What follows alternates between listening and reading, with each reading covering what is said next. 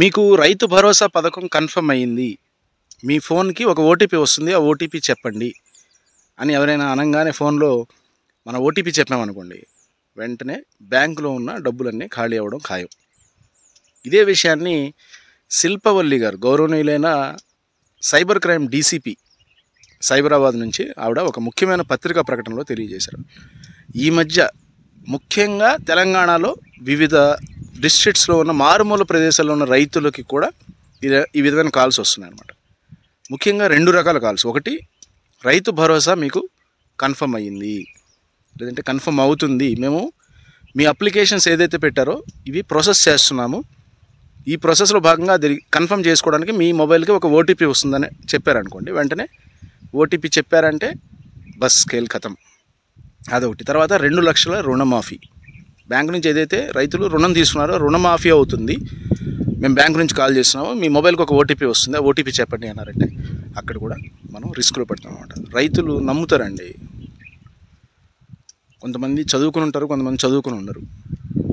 So అందు గురించి ఈ విషయాన్ని మీకు తెలుసున్న రైతులందరికీ తెలియచేయండి. వీడియో షేర్ చేయొచ్చు, చేయకపోవచ్చు, అది వేరే విషయం. కనీసం ఇన్ఫర్మేషన్ మీరు ఓరల్గా అయినా సరే మీకు తెలుసున్న వాళ్ళకి కాషన్ చేసి చెప్పండి.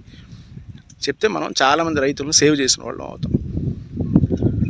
సో అలాగే 6 గ్యారంటీల మీద కూడా ఏ గ్యారంటీ గురించి అయినా సరే మీరు పెట్టిన దరఖాస్తు కన్ఫర్మ్ అయింది, సో మేము వెరిఫికేషన్ చేస్తూ ఉన్నాము, మీ మొబైల్కి ఓటీపీ వస్తుంది అని చెప్పారంటే ఆల్రెడీ ఈ సైబర్ నేరగాళ్ళు మన బ్యాంక్ డీటెయిల్స్, ఖాతా డీటెయిల్స్ ఇవన్నీ ఆల్రెడీ వాళ్ళ దగ్గర తీసుకుని పొందుపరుచుకుని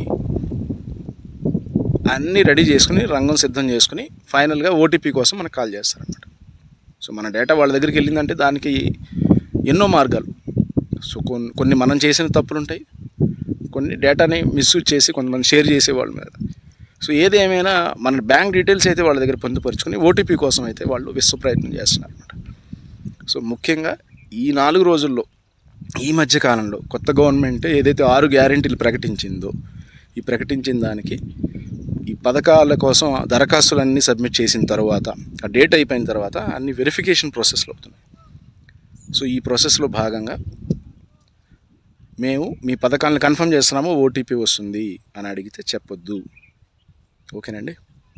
సో సైబర్ క్రైమ్ వాళ్ళు కూడా దీని మీద ఎంతో విస్తృతంగా ప్రచారం చేస్తున్నారు.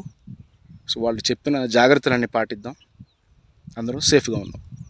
ముఖ్యంగా రైతులకు బాగా షేర్ చేయండి విషయాన్ని. వీడియో షేర్ చేయకపోయినా పర్వాలేదు, ఇన్ఫర్మేషన్ షేర్ చేయండి.